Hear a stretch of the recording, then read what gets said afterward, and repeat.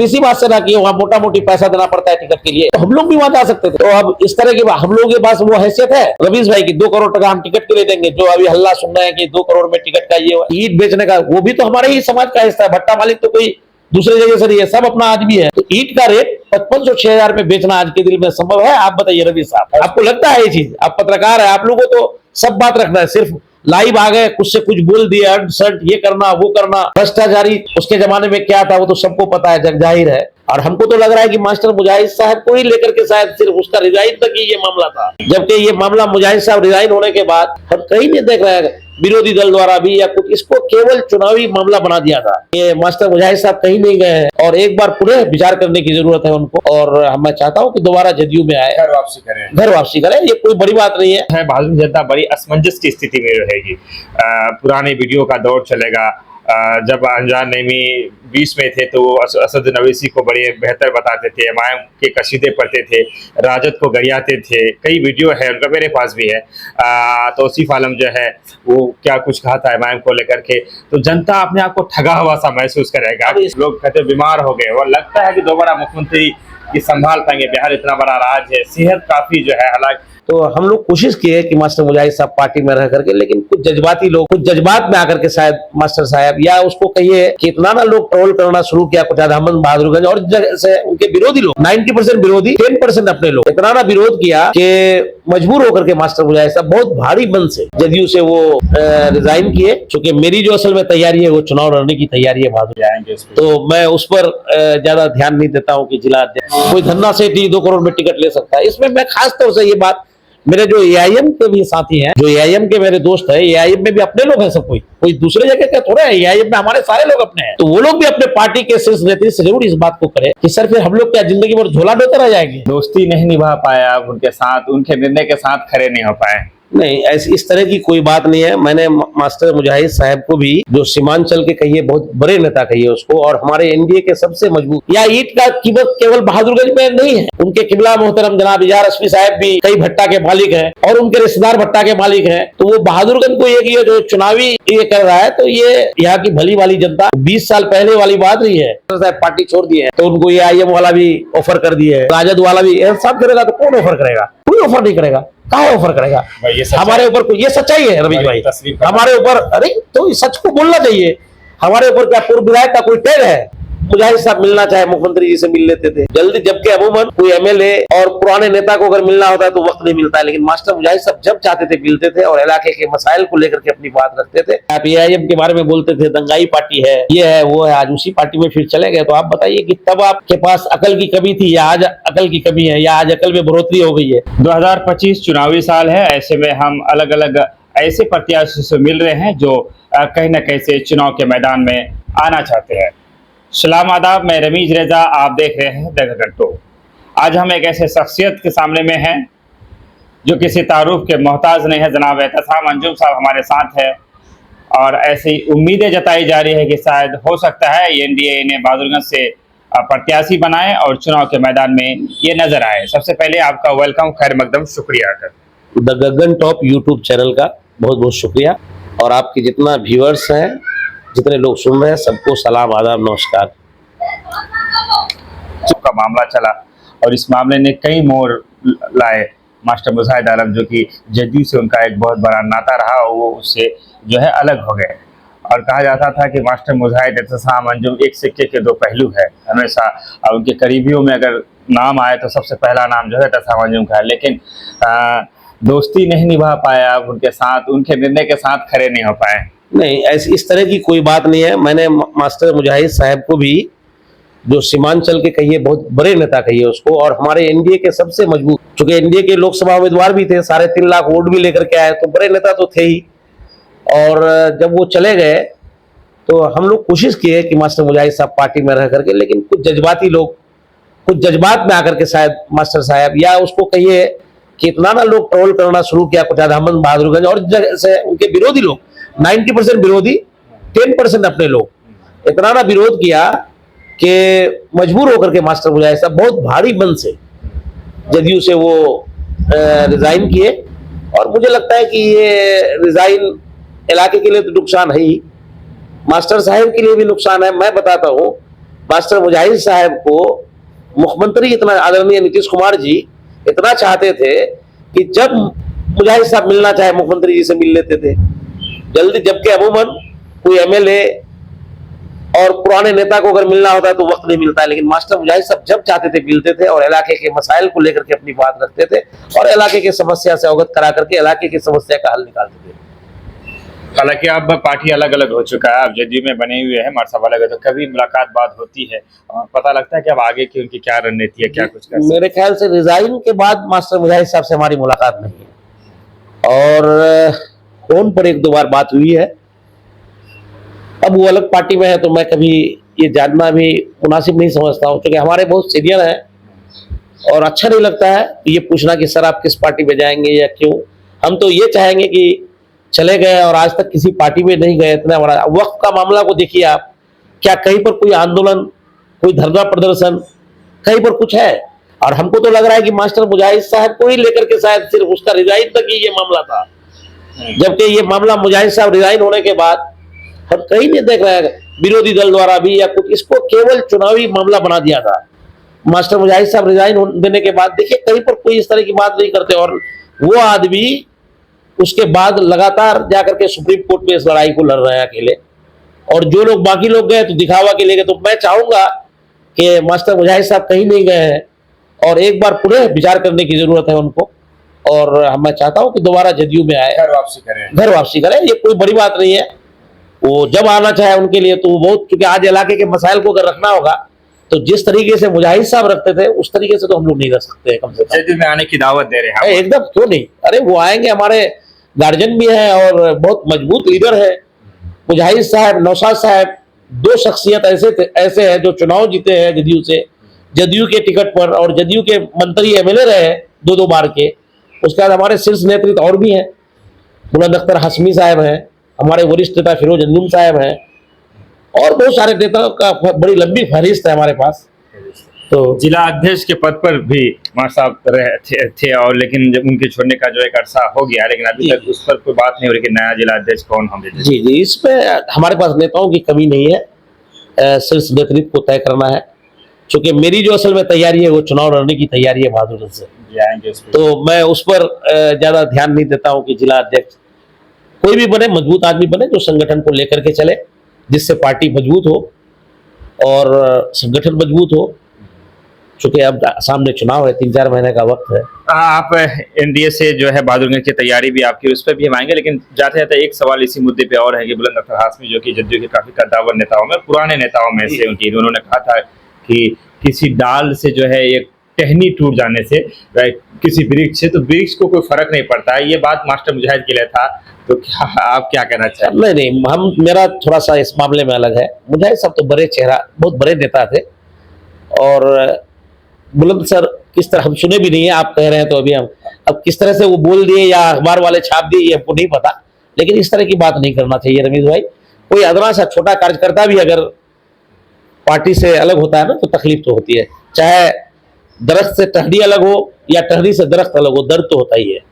वो हमारे तो बहुत सबसे मजबूत नेता थे, 2 ही नेता थे हमारे सबसे मजबूत, एक हमारे पास है, एक छोड़ करके चले गए, लेकिन अभी वो किसी और पार्टी में नहीं गए हैं, तो जाने से तकलीफ तो होती है।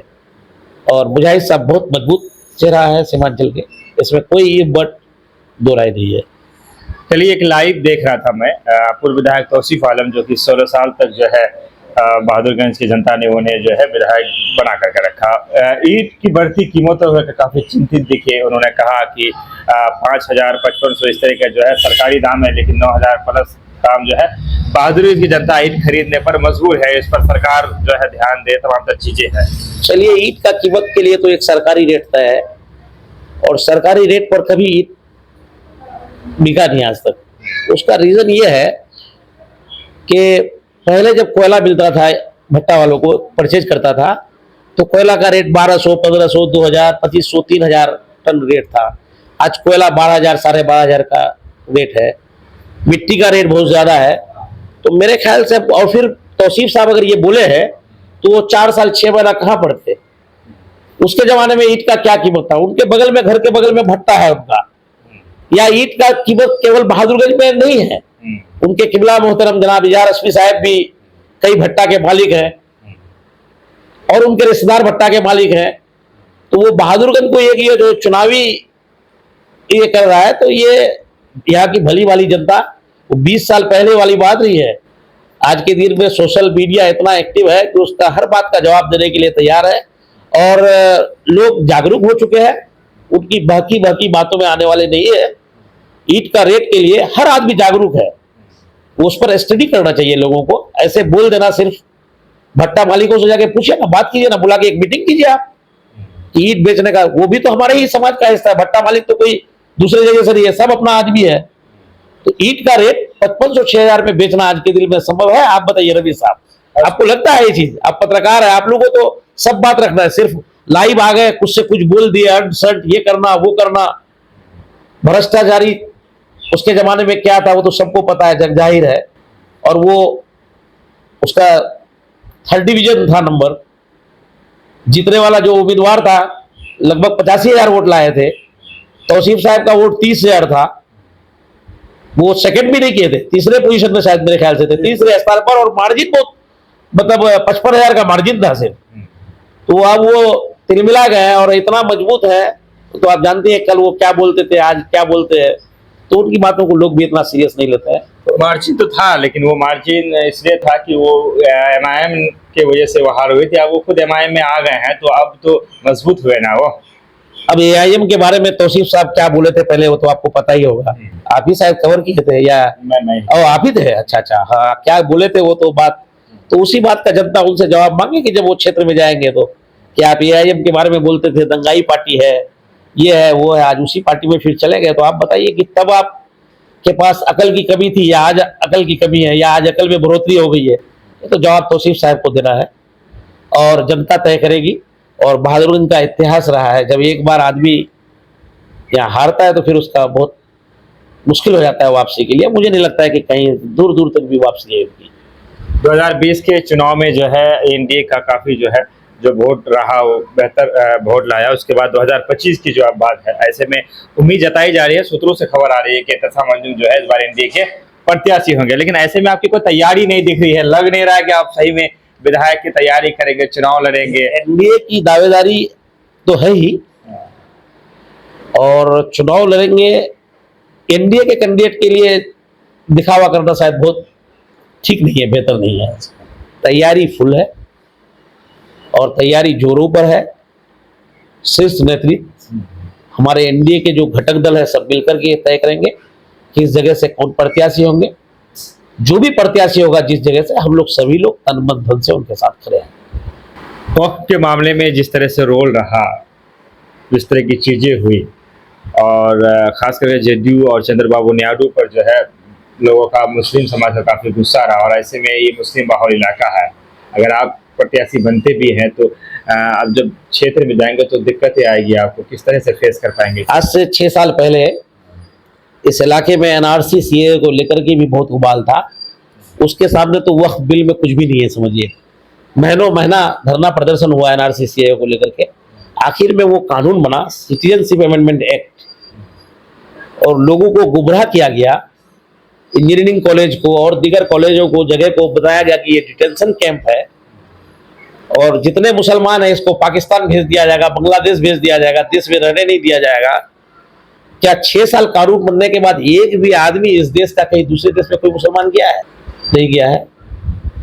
इसी तरह से वक्फ अमेंडमेंट बिल, इसमें 2-3 बिंदु पर हमारे आदरणीय लोकप्रिय मुख्यमंत्री बिहार के नीतीश कुमार जी को 2-3 बिंदु पर आपत्ति था। उसमें एक आपत्ति था कि हमारी वक्फ की कमेटी में नॉन मुस्लिम क्यों होगा? कुछ कब्रिस्तान है, खानका है, जिस जमीन उस चीज का अगर कागज नहीं है तो बोला कि उसको 6 महीना के अंदर उसका बना ले। तो बहुत बेहतर रास्ता बताया कि अगर नहीं है तो उसको दुरुस्त कर ले, उस पर कोई सरकार का पहरा या पकड़ नहीं होगा। तो नीतीश ठीक उसी चीज को 2-3 बिंदु पर सुप्रीम कोर्ट ने भी उस पर आपत्ति जताई है। अब मामला न्यायालय में है, सर्वोच्च न्यायालय में है, थोड़ा इंतजार कर लीजिए। और वक्त के मामला को आप देख ही रहे हैं, कुछ नहीं, किसी मुसलमान को कहीं कोई घबराने की जरूरत नहीं है। और रमीज भाई, हर एक मुसलमान, मैं जाता हूं क्षेत्र में तो ये कहता है कि नीतीश कुमार से अच्छा मुख्यमंत्री नहीं मिलेगा। मैं मदरसा के टीचरों से मिलता हूँ, आम लोगों से मिलता हूँ, बुद्धिजीवी लोगों से मिलता हूँ, पता है कि बिल्कुल नहीं। लेकिन कुछ लोग इसको जो चुनावी माहौल बनाना चाहते हैं राजनीतिक लाभ लेने के लिए, तो वो ठीक है, वो कौन क्या कर रहे हैं जनता तय करेगी, जनता के पास जाएंगे, बताएंगे। आपका भी जाना हुआ था कुछ दिन पहले, जो है लोग धरने पर बैठे थे बहादुरगंज के निशंदरा असुरा घाट जो पुल बनने को लेकर तमाम जी। तरह चीजें जो हुई, आपको भी मैंने देखा था, आपका भी इसमें इस जाना हुआ कई दफा। उस मामले में क्या लगता है आपको, क्या चीज जो हुआ, क्या सही क्या उसमें प्रशासन तो डीएम साहब खुद गए थे, हाँ, हमारे माननीय विधायक जी भी गए थे और लोग भी गए थे, हम सभी लोग गए थे वहां पर। क्योंकि जब कहीं इलाके का धरना प्रदर्शन होता है तो जाना भी चाहिए, तो उसमें जहां पर उसका अलाइनमेंट मिलेगा, जो सही जगह है वहां पर पुल बनेगा।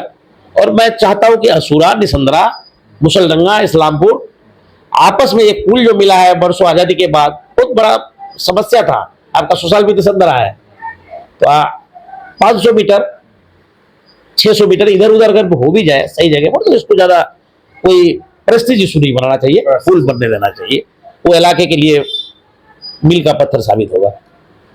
2020 और 25 के विधानसभा चुनाव की बात करेंगे तो एहतसाम अंजुम के दृष्टिकोण को हम जानना चाहेंगे कि क्या कुछ हालात इस बार भिन्न है 2020 के विधानसभा चुनाव और 25 के विधानसभा, क्या असमानताएं हैं? मैं तो लोगों को यही, देखिए उस समय एक सेंटिमेंट था, अवैसी साहब की पार्टी आई यहाँ पर, 5 विधायक जीते, उसमें से 4 विधायक भाग गए। उसमें मैंने पहले भी एक बार बोला था कि ये भागने वाले हैं, तो लोग इधर उधर की बात करने लगे, गालियां देने लगे। और आज जो लोग उस समय बोलते थे कि ये पार्टी बीजेपी की बी टीम है, आज वही लोग फिर टिकट के, मतलब टिकट उन्हीं के नाम का अनाउंस भी हो चुका है। तो अवैसी साहब पढ़े लिखे आदमी है, लोकतंत्र में उनको इजाजत है इलेक्शन लड़ने का कहीं से भी, जनता मालिक है। मैं ये नहीं कहूंगा कि ये टीम है या बी टीम है या सी टीम है, मुझे नहीं मालूम, लेकिन इतना मैं जरूर कहूंगा कि टिकट के मामले में वो कोई भी दल हो, सबसे पहले अपने कार्यकर्ता को प्राथमिकता देनी चाहिए। और ये नहीं होता है कि लोग कहता है कि वो नहीं जीतता, वो फलाना, ऐसा नहीं होता है। 243 सीट बिहार में, कोई एक पार्टी क्या 243 जीत जाएगी, उसमें से कुछ सीट हारा जाता है, कुछ सीट जीता जाता है। लेकिन हमारे जदयू और भाजपा में ये बहुत बड़ी बात है, प्राथमिकता पहले जो पार्टी के लिए, संगठन के लिए, जो पार्टी में ईमानदारी से रहता है उनको टिकट दी जाती है, और बगैर किसी पैसे डोनेशन कुछ नहीं। ये हमारे पार्टी की खूबी है, मुझे नहीं लगता कि और पार्टी में ये चीज है। और इसका जीता जागता उदाहरण है, आपने देखा होगा मध्य प्रदेश में 3 बार का मुख्यमंत्री, बेसिक मुख्यमंत्री शिवराज सिंह जी, उसको ड्रॉप कर दिया गया और एक विधायक को मुख्यमंत्री बना दिया गया। ये क्या किसी पार्टी के अंदर दम है? राजस्थान में आप देख लीजिए, आप हरियाणा में देख लीजिए, मनोहर लाल खट्टर जी को ड्रॉप करके नया चेहरा को मुख्यमंत्री बनाया। ये और पार्टी को भी करना होगा रवीश भाई। और मैं ये चाहता हूं कि कब तक आप बीजेपी का भय दिखा करके जो वोट बटोर रहे इस इलाके से, और इस इलाके से बीजेपी का खिलाफ होने से सब जगह बीजेपी को ही वोट जाता है। तो इलाके के लोगों को मैं कहना चाहूंगा कि एक बार अपने दिल पर हाथ रख करके फैसला करें, और विकास के साथ जो नीतीश जी का एक विजन है, न्याय के साथ विकास, इंसाफ के साथ तरक्की, उसके साथ लोगों को जुड़ना चाहिए। 20 साल से लगातार मुख्यमंत्री है, सभी धर्म, सभी जाति, सभी समुदाय के लिए लोग, किसी भी सेक्टर को आप देख लें, एजुकेशन के क्षेत्र में देख लीजिए, हेल्थ के क्षेत्र में देख लीजिए, सड़क के क्षेत्र में देखिए, पुल देख लीजिए इलाके में कितना बन रहा है, चौमुखी विकास हो रहा है। आप अभी माइनॉरिटी रेसिडेंटल स्कूल देख लीजिए, छात्रावास। तो काम के आधार पर जनता के पास जाएंगे और वोट मांगेंगे, और लोगों को कितना समझाने में कामयाब हो पाते हैं। मध्य प्रदेश की बात आई बीच में, तो मध्य प्रदेश में ही आप ही के गठबंधन के बीजेपी के नेता विजय शाह, जिन्होंने कर्नल सोफिया को लेकर एक बयान दिया, और उन्होंने कहा कि आतंकवादी का घर उन्हीं को बहन को भेजकर हमने आतंकवादियों का ऐसी की तैसी कर ली। इस तरह के बयानों को देश के सभी नेता ने, वो भाजपा का हो, जदयू का हो, सभी ने उस बयान का निंदा किया है।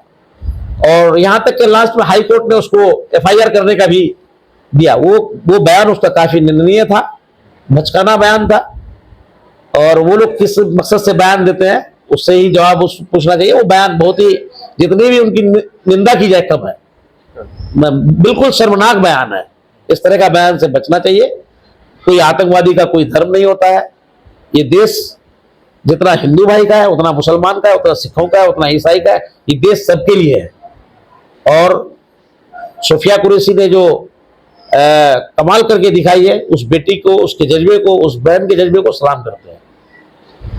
5 साल का कार्यकाल जाहिदुर रहमान साहब का भी आपने देखा, जब कांग्रेस से वो विधायक थे। 16 साल का जो है तौसीफ आलम का कार्यकाल देखा। 5 साल अनजान नहीं रहे। आगे कौन आएगा ये बात तो हम नहीं कह सकते हैं।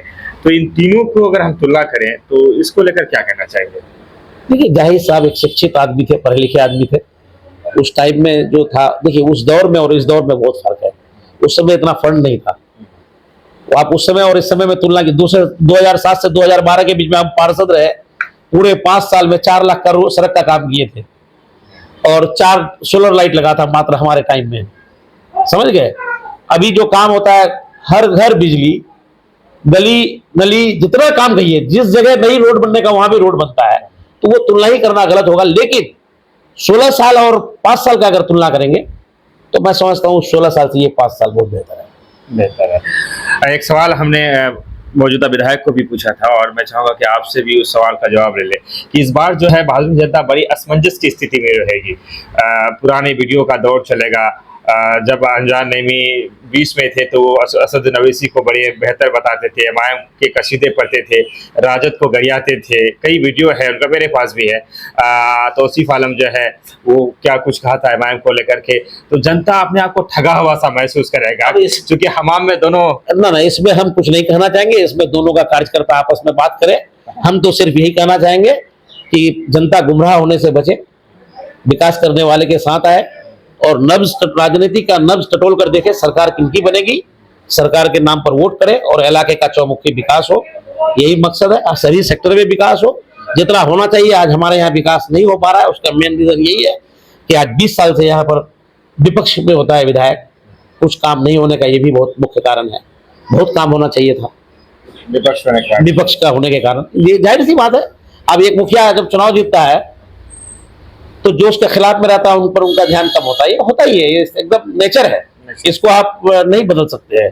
तो मैं चाहूंगा कि सरकार का नुमाइंदा हो जो विकास के साथ हो। आप चाह करके भी एकदम बुद्धिजीवी लोग, पढ़े लिखे लोगों को इसके लिए बाहर आना पड़ेगा और इन्हीं में से चुनना है। अब वो लोग कौन क्या बोले जनता को गुमराह करने के लिए, कल ये उसको गाली दिए, वो उसको गाली दिए, आज ये उसका कसीदा पढ़ रहे, वो उसका कसीदा। ये उल्लू का मामला है, उल्लू का आपसी कार्यकर्ता समझे। इसमें हम लोगों को ज्यादा दिमाग, हम जब जाएंगे लोगों के पास इन बातों से नहीं जाएंगे। हम सिर्फ इन बातों से नहीं, कब तक बीजेपी का डर दिखा करके आप लोगों को गुमराह करेंगे।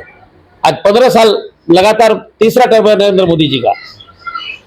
और ऐसा नहीं है कि लास्ट में जब सीटें घट गई तब 244 सीट है और दूसरा किसी भी विरोधी पार्टी के पास 3 डिजिट का भी सीट नहीं है कि 100 सीट, उससे कम है।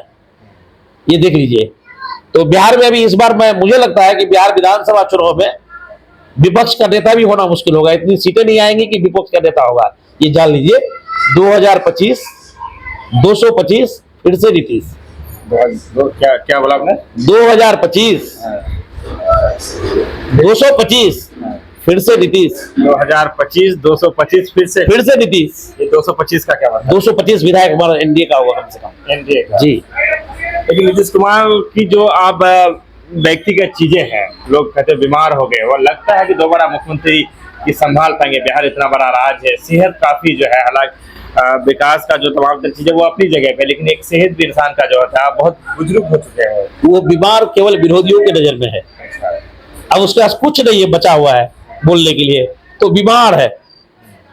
उम्र होता है आदमी का, ठीक है। 20 साल मुख्यमंत्री रहे हमारा, बिहार के इतिहास का, देश के इतिहास में सबसे बेहतरीन मुख्यमंत्री, रोल मॉडल है हमारा मुख्यमंत्री।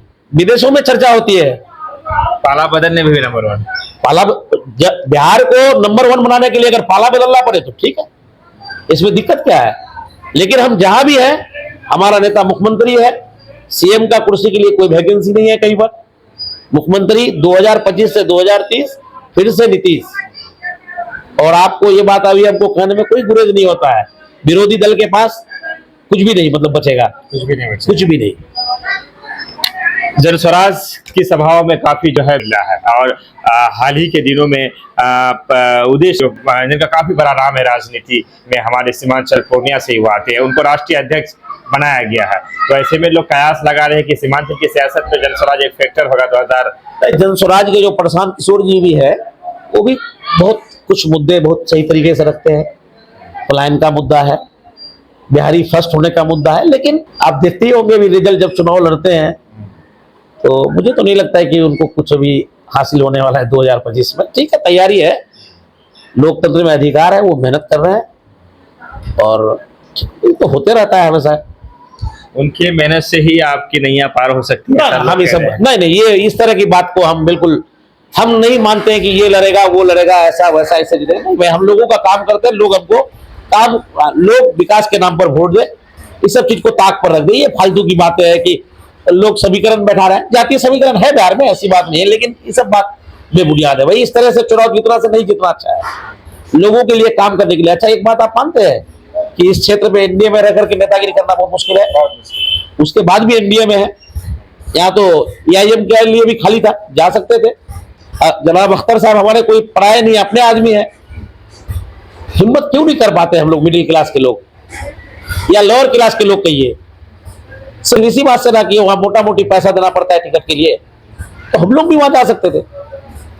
तो अब इस तरह के हम लोगों के पास वो हैसियत है रवीश भाई की 2 करोड़ टका हम टिकट के लिए देंगे, जो अभी हल्ला सुन रहे हैं कि 2 करोड़ में टिकट का ये सुनी सुनाई बात कर रहे हैं। क्योंकि हम तहकीक होते तो डायरेक्ट उस पर एलिगेशन लगाते, जो बात वो आप भी सुन रहे हैं, तो ये सुनी सुनाई बात। हम लोग की तो वो हैसियत नहीं है, या किसी गरीब कार्यकर्ता का शायद वो हैसियत नहीं होगा। कोई धन्ना सेठ 2 करोड़ में टिकट ले सकता है। इसमें मैं खास तौर से ये बात, मेरे जो एआईएम के भी साथी हैं, जो एआईएम के मेरे दोस्त हैं, एआईएम में भी अपने लोग हैं सब, कोई दूसरे जगह के थोड़े हैं, एआईएम में हमारे सारे लोग अपने हैं। तो वो लोग भी अपने पार्टी के शीर्ष नेतृत्व से जरूर इस बात को करें कि सर फिर हम लोग क्या जिंदगी भर झोला ढोते रह जाएंगे। टिकट वगैरह का मामला में कम से कम प्रायोरिटी देनी चाहिए, जो पार्टी के लिए रात दिन एक करता हो।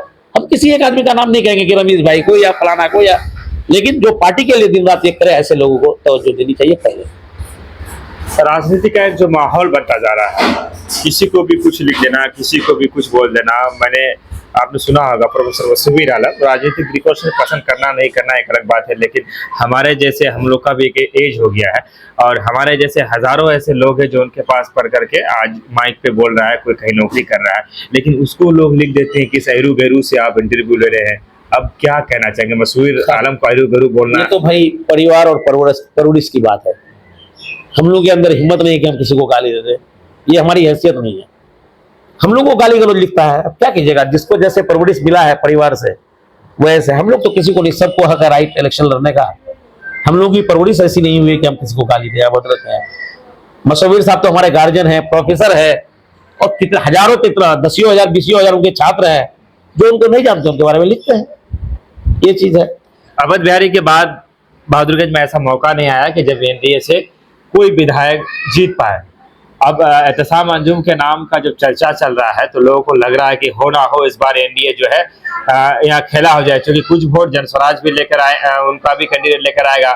और अभी जो देखा जा रहा है अंजान नईमी और तौसीफ जो है एकदम बराबरी पर चल रहा है, और उन लोगों का बराबरी पर चलना ही एहतसाम अंजुम के लिए फायदा रहेगा। तो वो लोग बराबरी पर रहे, इसके लिए आप? मैं इस बात से इत्तेफाक नहीं रखता हूँ कि वो बराबरी पर या कुछ। मैं चाहता हूँ कि आमने सामने की लड़ाई हो तो हमें वोट दे भाई, विकास के नाम पर वोट दे। हम वो समीकरण में मेरा हिसाब किताब नहीं कि वो इतना लेगा, वो उतना लेगा, वो उतना लेगा।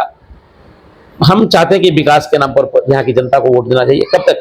अरे आप दिए ना हमेशा भाई, तौसीफ साहब को 16 साल रख लिए, अंजार साहब को भी रख लिए। इस बार किसी नए चेहरा को मौका दीजिए और सरकार के नाम पर वोट कीजिए। इस बार आप यही कहेंगे, विकास के नाम पर वोट कीजिए और एक बार देखिए ना, टेस्ट बदलिए, एक बार देखिए कितना क्या होता है। तो आज बीजेपी का डर दिखाया जाता है, एक बार उसी बीजेपी को वोट दिया। बिल्कुल एकदम 5 से देखिए ना आप, ये बात अगर भूलिएगा तो 2005 से 25 हो गया, हम तो बीजेपी के साथ ही हमारी सरकार है। अगर 2-3 साल 4 साल छोड़ दिया जाए तो अधिकतर सरकार हमारी बीजेपी के साथ है, और बिहार बीजेपी के साथ रहकर के नीतीश कुमार ने सभी जाति धर्म के लोगों को सुरक्षित रखा है। रवीश भाई क्या आप इससे इनकार कर सकते हैं? मैं आपसे पूछ रहा हूँ, नीतीश कुमार से आप इनकार कर सकते हैं इस बात से? साथ कुछ एक आध चीज को छोड़ करके, वो भी इंसान है। इससे पहले 2020 में 11 विधायक मुस्लिम कैंडिडेट को टिकट दिया नीतीश कुमार जी ने, 11 को हरा दिया लोगों की मुस्लिम बहुल क्षेत्र में। अभी लोकसभा में मुजाहिद साहब को टिकट दिया, उसको हरा दिया।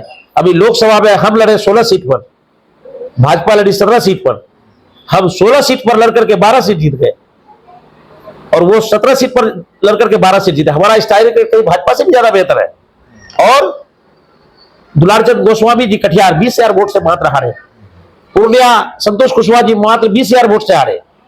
हमारा कैंडिडेट कुछ वोट थोड़ा ज्यादा वोट से हार गए, लेकिन ये तीनों सीट हमारा आना था तो हम 16 में 15 जीते समीज भाई। लेकिन एक मुस्लिम कैंडिडेट को टिकट दिया बड़ी उम्मीद से कि इतना कम ये वोट, हम तो उसको वोट नहीं देते हैं। कहीं ना कहीं नीतीश कुमार जी भी कभी कभी शायद हमको लगता है कि सोचता है कि हम तो टिकट देते हैं, हर कुछ देते हैं, लेकिन कहाँ हमको सीट मिलती है। और ये बात रमेश भाई आप भी देखिए, दिल में हाथ रख करके, इतना काम, इतना विकास सबके लिए, किसी चाहते तो आप, अच्छा आप अररिया चले जाइए, मैं अररिया सिटी का विधानसभा प्रभारी हूँ, हम अररिया जाते हैं, अररिया से कहीं ज्यादा बेहतर सड़कों की हालत हमारी किशनगंज में है।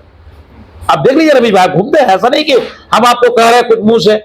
अभी आप यहाँ से सिल्लीगुड़ी, आप एक नजरिया से सिर्फ देखते हैं कि नरेंद्र मोदी जी की सरकार है, आपको गाली देना है, लेकिन आप उससे हट करके आप किशनगंज से सिल्लीगुड़ी है भी 1.25 घंटा में पहुंच जाइएगा। चमचमाती सड़कें हैं।